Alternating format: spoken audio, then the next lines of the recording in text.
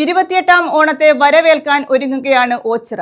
കരസമിതികളുടെയും യുവജന സമിതികളുടെയും നേതൃത്വത്തിൽ നന്ദികേശ രൂപങ്ങളുടെ നിർമ്മാണം വിവിധയിടങ്ങളിൽ പുരോഗമിക്കുകയാണ്. ഓണാട്ടുകരയുടെ ഓണമായി മാറുന്ന ആഘോഷമാണ് 28ാം ഓണം.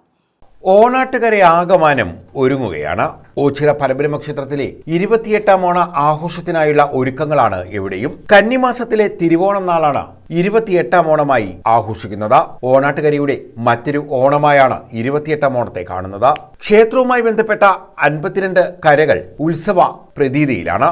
വിവിധ കരസമിതികളുടെയും യുവജന സമിതികളുടെയും നേതൃത്വത്തിൽ വിവിധ പ്രദേശങ്ങളിൽ കെട്ടുകാഴ്ചകളായ നന്ദികേശ രൂപങ്ങളുടെ നിർമ്മാണവും പുരോഗമിക്കുകയാണ്. ഓണാട്ടുകരയുടെ തനത് കാർഷിക സമൃദ്ധിയുടെ ഉത്സവമാണ് 28ാം ഓണം. 70 അടിയിലേറെ പൊക്കമുള്ള ഏഷ്യയിലെ ഏറ്റവും വലിയ നന്ദികേശ രൂപങ്ങളാണ് ഇവിടെ നിർമ്മിക്കുന്നത്.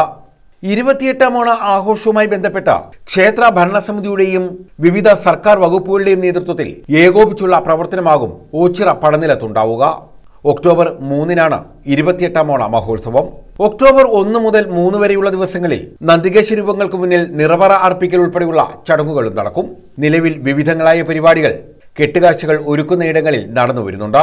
News bureau, Ochira.